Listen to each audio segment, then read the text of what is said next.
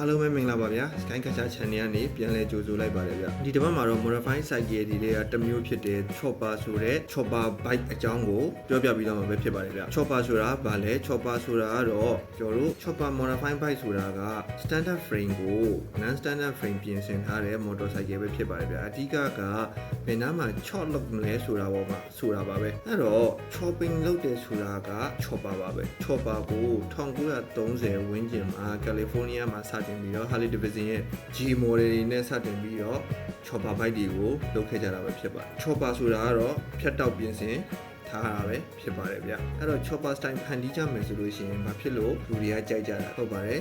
lighter ဖြစ်မယ် lower ဖြစ်မယ် faster ဖြစ်မယ်ဆိုတာကိုအဓိကထားဖန်တီးပြီးတော့ရှင်ပြိုင်တဲ့အချိန်မှာအနိုင်ရရှိအောင်ဖြတ်တောက်ပြီးတော့ရှင်ပြိုင်ခဲ့ကြပါတယ်ဖြတ်တောက်တဲ့အခါမှာလည်းပြိုင်ပွဲမှာပြိုင်လို့ရအောင်လို့ chop တာမျိုးရှိတယ်လို့ကိုယ်စိတ်ကြိုက် chop ကြတဲ့ပုံစံမျိုးလည်းရှိပါတယ်ဗျဘိုက်ကားတွေစိုက်ကယ်ချစ်တဲ့လူတွေတိတ်မကွဲပြားကြတဲ့ bobber နဲ့ chopper ဆိုတဲ့ဂျားထဲမှာဘာတွေကွာခြားလဲဆိုလို့ရှိရင်တော့ bobber ဆိုတာကတော့ standard frame ပါပဲဒီ standard frame မှာသူက30တန်းနေအတွက်ဆိုလို့ရှိရင် racing နေ show ပြဖို့အတွက်ဆိုလို့ရှိရင် Trump Harley Davidson လို့ဘိန်းတွေကို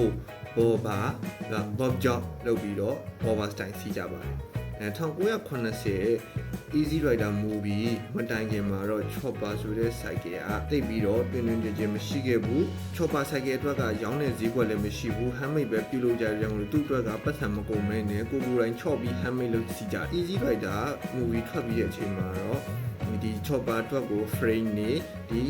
fuel tank တွေဒီ Chopper cycle တစ်စီးလုံးဆင်ပြီးတော့ရောင်းတဲ့ဆိုင်မျိုးတွေကတဖြည်းဖြည်းနဲ့ဖြစ်လာကြတယ်။ဘာဖြစ်လို့ Chopper ကိုလူတွေကစီးနေကြရလဲကြိုက်ကြရလဲ Chopper စီးရဲ့ Chopper ကိုကြိုက်တယ်ကျွန်တော်အပါအဝင်ဘိုက်ကတော်တော်များများကကိုယ့်ရဲ့ကိုယ်တိုင်း chop ထားတာပဲဖြစ်စီကိုယ်စိတ်ကြိုက် chop ထားတဲ့ပုံစံကို Chopper style design ကို confidence ရှိစီးနိုင်နေပြီးရင် Chopper ဆိုတာကတကယ်တော့အမှုပညာတစ်ခုပါဒီအမှုပညာမှာ mechanical electrical metal fabrication welding နေနဲ့ကိုယ်ပိုင်ဒီ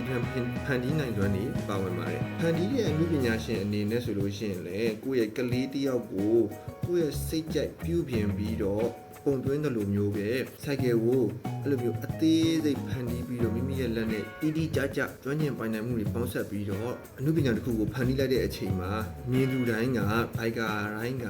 တိုက်နှစ်သက်တဲ့အမှုပညာတစ်ခု Chopper အနေနဲ့လမ်းမထက်မှာခက်ခက်ညာညာထွက်ပေါ်ပြီးတော့လာတာပဲဖြစ်ပါတယ် Chopper တွေကဆစ်ဖြစ်လားလို့မေးရရှိပါတယ် Chopper တွေကတကယ်တော့ standard frame cycle တွေထပ်ဖို့ဖန်တီးထားတဲ့ frame တွေ shape brake မပါတာတွေ front and wrist များတာတွေကတော့အရင်များပါတယ်အဲ့တော့ဆစ်ဖြစ်ရလားဆိုတဲ့မေးခွန်းတွေဆိုလို့ရှိရင်တော့ wrist တော့များပါတယ်ဗျ engine အမျိုးအစားမှာဆိုလို့ရှိရင်တော့ Chopper မှာပုံမှန်တက်တဲ့ engine အမျိုးအစားတွေဖြစ်တဲ့ old model Nokia head တွေ pan head တွေ shovel head engine တွေကတော့ Chopper နဲ့အလိုက်ဖက်ဆုံး engine တွေပဲဖြစ်ပါတယ်ဗျ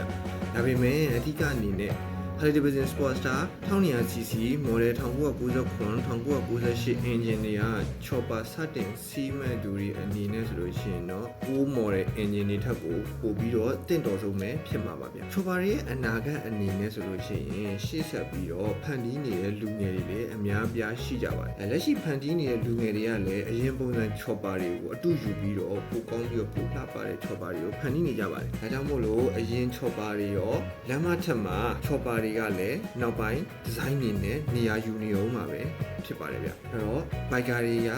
Chopper ကိုတိုက်နှစ်သက်တဲ့ rider တွေအနေနဲ့ကလည်းအကြံပေးကြလေးတွေရှိလို့ရှိရင်ဒီဗီဒီယိုလေးရဲ့အောက်မှာကိုယ့်ရဲ့ team news ချက်လေးတွေကိုမှတ်ငယ်ပေးလို့ရပါတယ်ဗျအားလုံးကိုဆုံးဖြတ်ကြည့်ပြီးတော့ကျေးဇူးတင်ပါတယ်ဗျ like and subscribe လေးလည်းပြုလုပ်ပေးခဲ့ကြပါအောင်ဗျ